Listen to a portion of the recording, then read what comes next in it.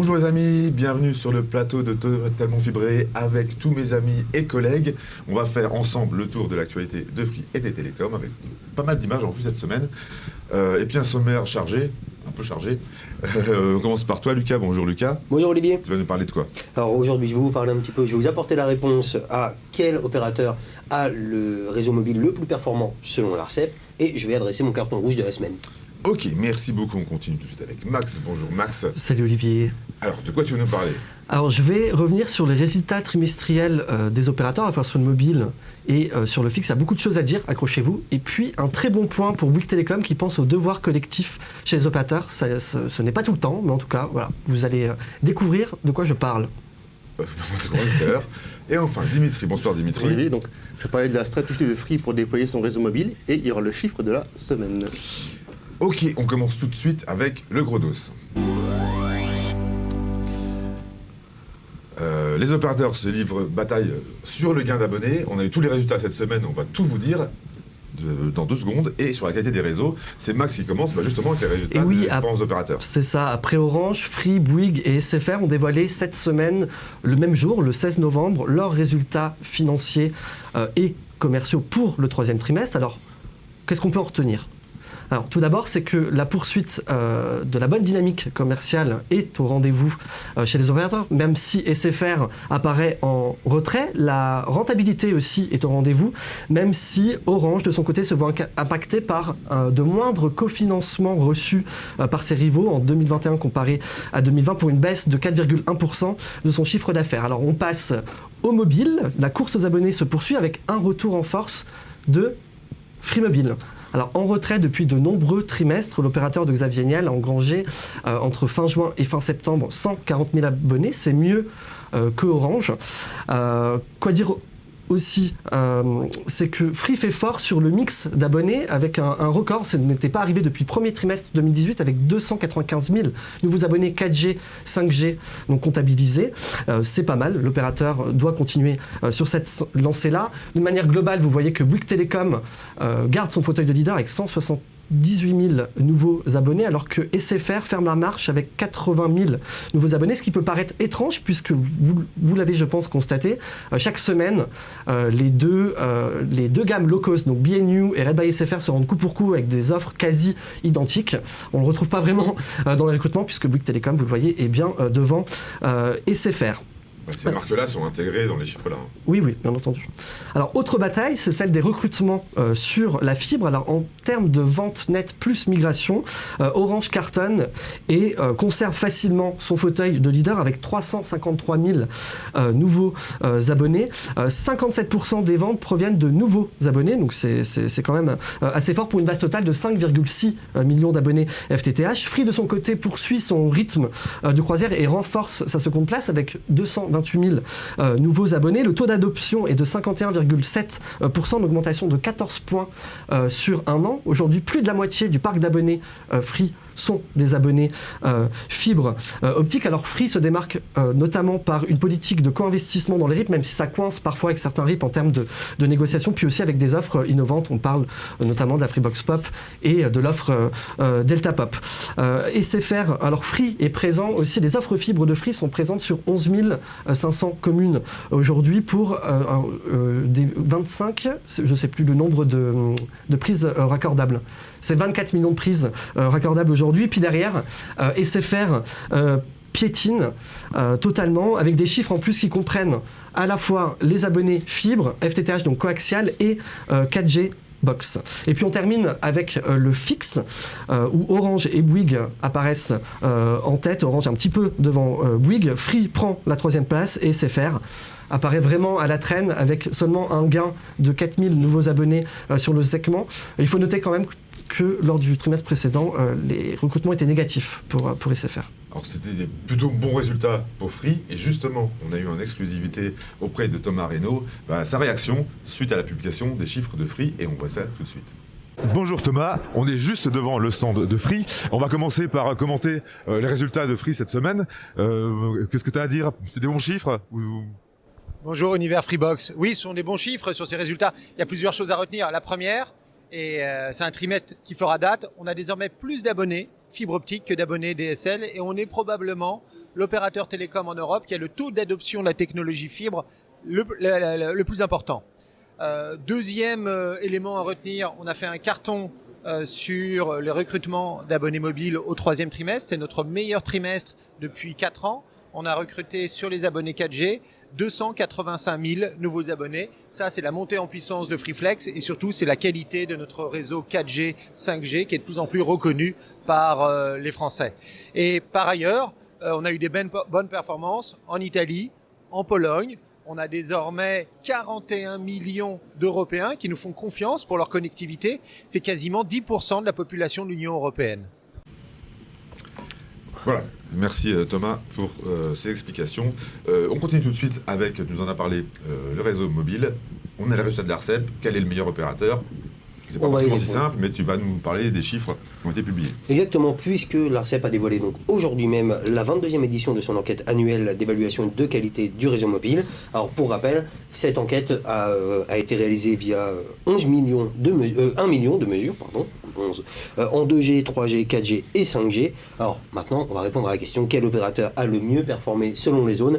Sans surprise, Orange conserve sa place de leader. C'est la 11e année consécutive et il se paye même le luxe d'être premier ex aequo sur 366 des 403 critères mesurés. Alors on va voir un petit peu l'indicateur qui nous intéresse le plus, c'est-à-dire les débits descendants selon les zones. On va voir ça s'afficher à l'écran. Alors comme vous pouvez le voir, il y a un énorme écart entre les performances de Free et celles d'Orange. Typiquement, on va voir sur les zones très denses une différence très nette. Orange est premier, toute technologie confondue, avec, y compris donc la 5G, avec un débit moyen de 227 mégabits seconde. Free pour sa part est dernier avec 32 mégabits seconde en moyenne. Alors c'est bien sûr dans cette zone-là que l'écart est le plus prononcé. On voit tout de même que lorsqu'on inclut la 5G, il y a une très nette différence avec les autres opérateurs. Cependant, lorsque l'on exclut la 5G justement, on va pouvoir voir que en ce qui concerne les débits, donc majoritairement 4G, Free est deuxième dans les zones rurales et troisième derrière Orange et SFR, donc dans les zones intermédiaires, les agglomérations de moyenne taille.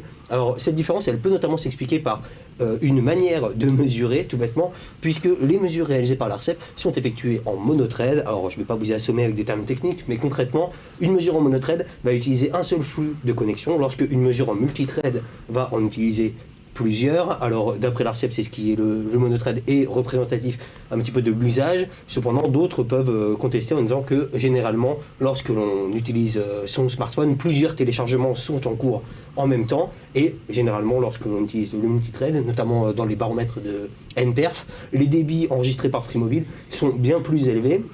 Donc si jamais on compare les deux chiffres, ça n'a plus rien à voir selon la différence de mesure.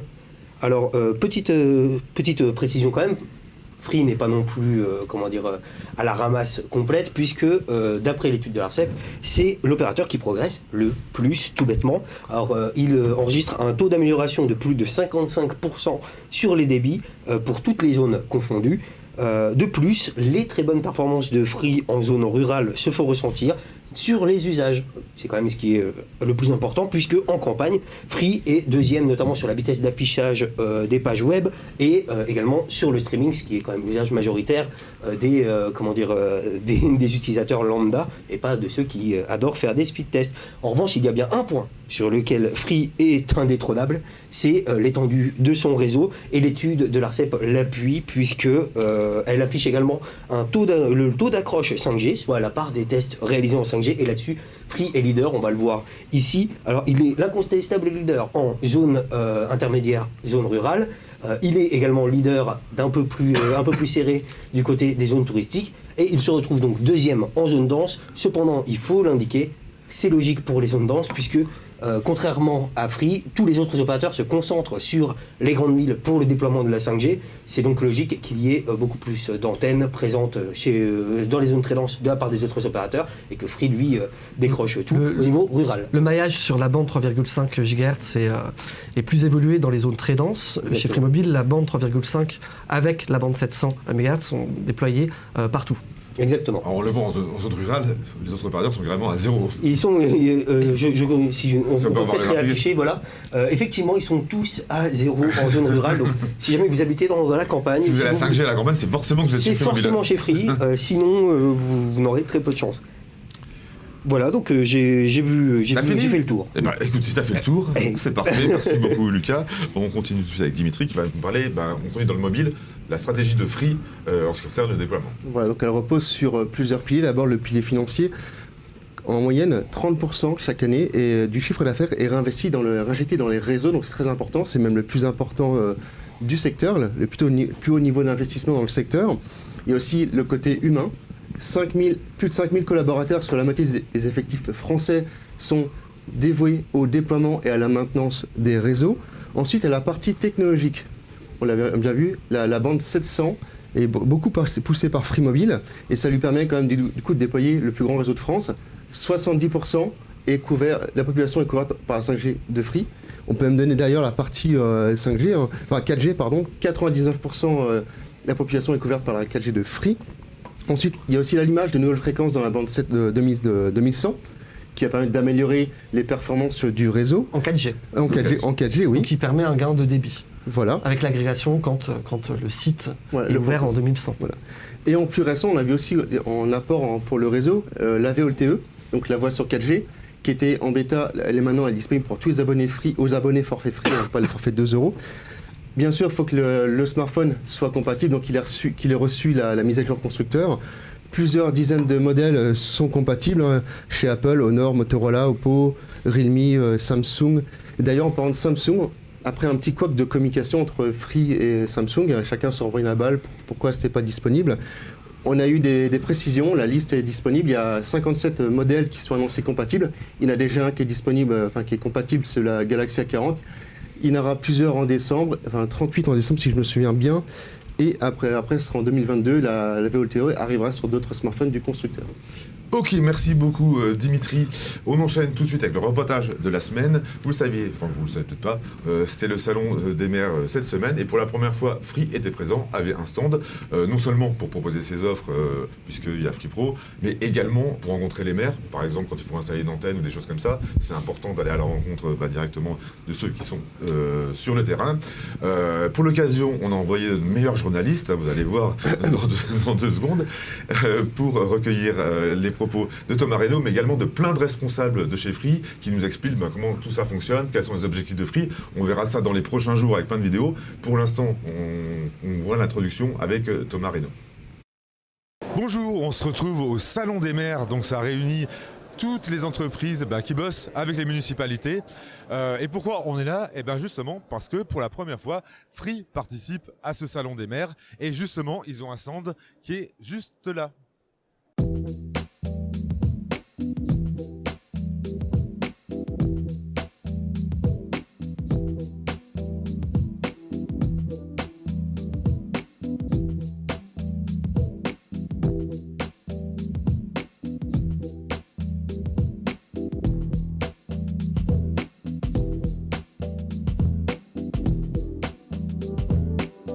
Vous avez lancé Free Pro cette année, ça fonctionne bien visiblement puisqu'il y a déjà 10 000 entreprises qui ont adhéré et là vous vous lancez justement auprès des collectivités territoriales.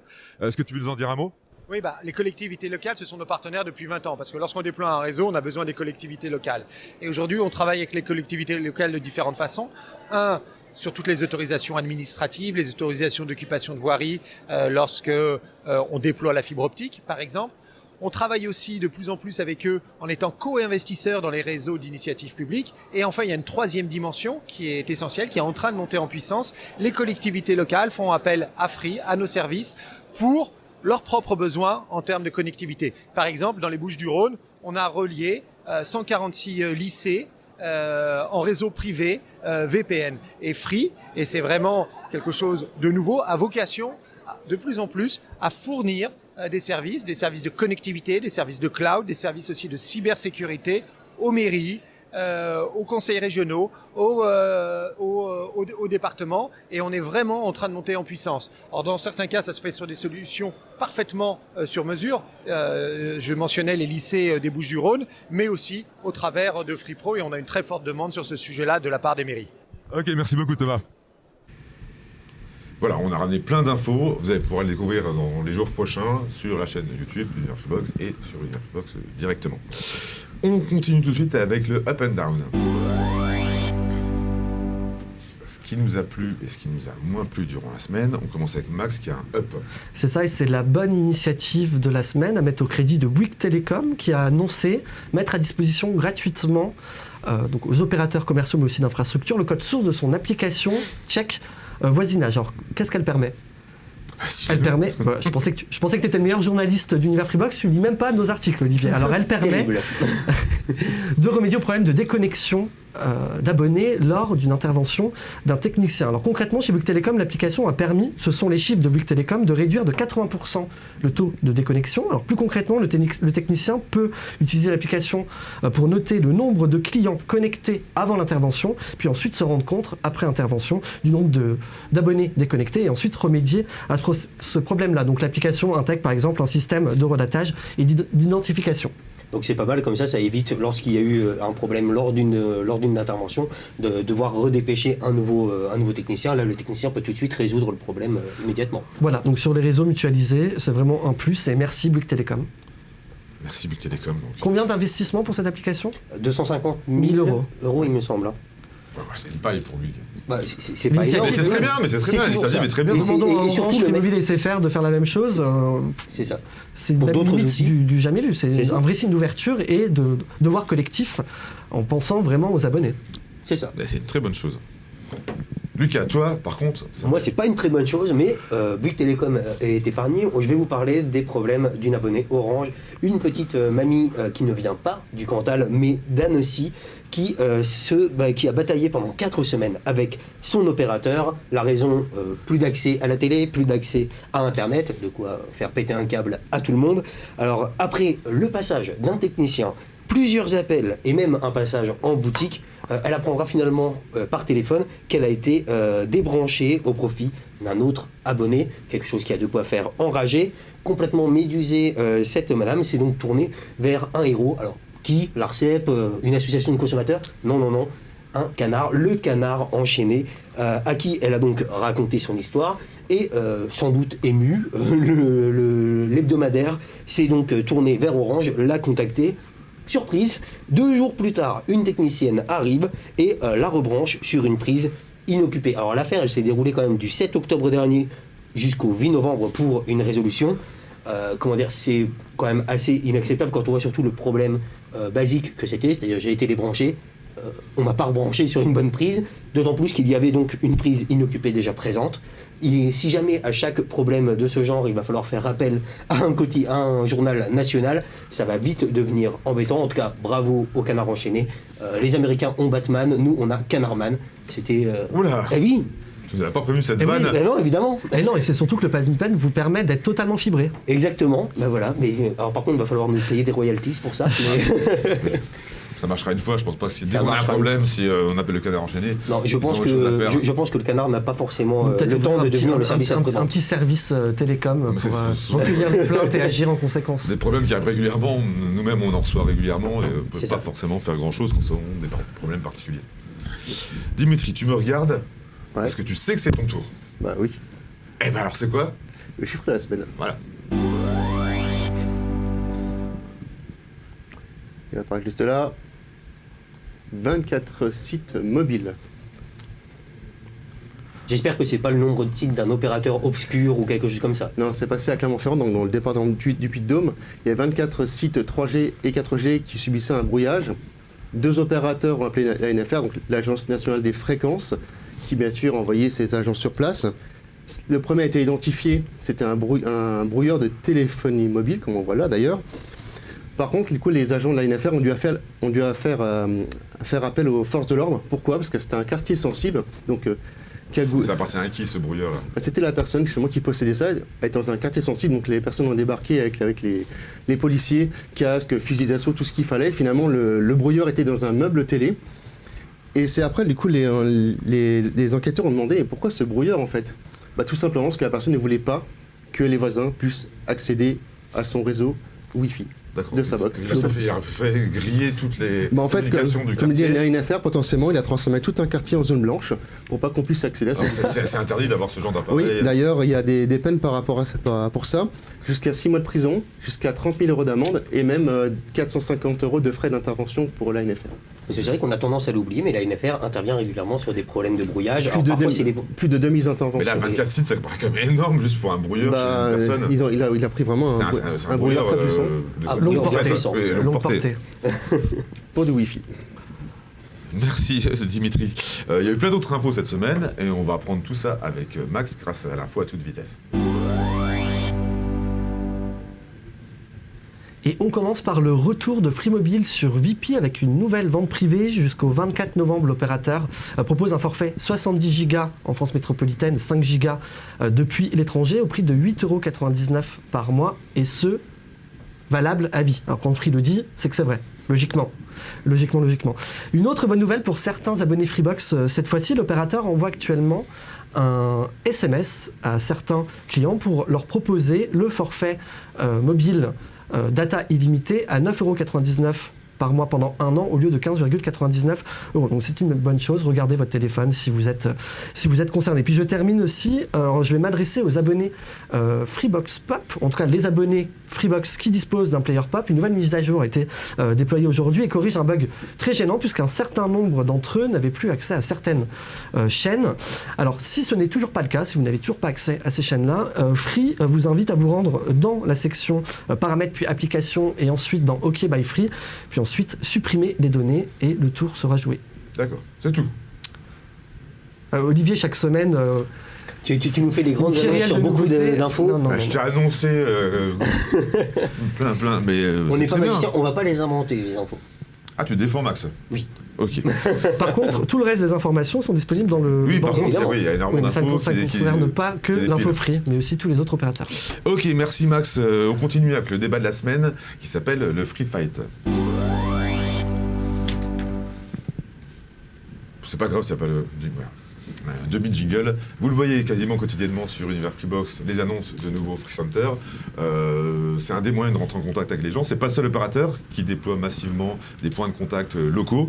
Free le fait également avec des bus, mais c'est pas le seul non plus à le faire. Il y a aussi des corners dans les centres commerciaux. On a l'impression que les opérateurs ont vraiment envie de se rapprocher de leurs abonnés. Est-ce que ça a un intérêt? Est-ce que ça n'a pas d'intérêt? On va en parler tout de suite. Max, tu veux commencer? Oui, on s'est quand même rendu compte depuis l'arrivée de Free Mobile en 2012 que les opérateurs un petit peu touchés économiquement mettaient le frein sur le déploiement de leur réseau. Même certains ont même supprimé des boutiques. Et là, on rentre dans une nouvelle période où je pense que le déploiement des boutiques revient au centre de la stratégie des opérateurs, surtout dans les zones moyennement denses ou rurales, où je pense que le recrutement mobile et fibre passe par ce réseau-là de boutiques physiques. Les personnes, les prospects se rendre en boutique est toujours plus intéressant, beaucoup plus humain d'être conseillé en direct par un conseiller que virtuellement. Alors, tu l'as dit, Free Mobile déploie, là va atteindre 150 boutiques avec un objectif de 200 boutiques d'ici 2023. L'opérateur enchaîne les annonces. Bouygues Telecom, vous le savez, a racheté donc EI Télécom.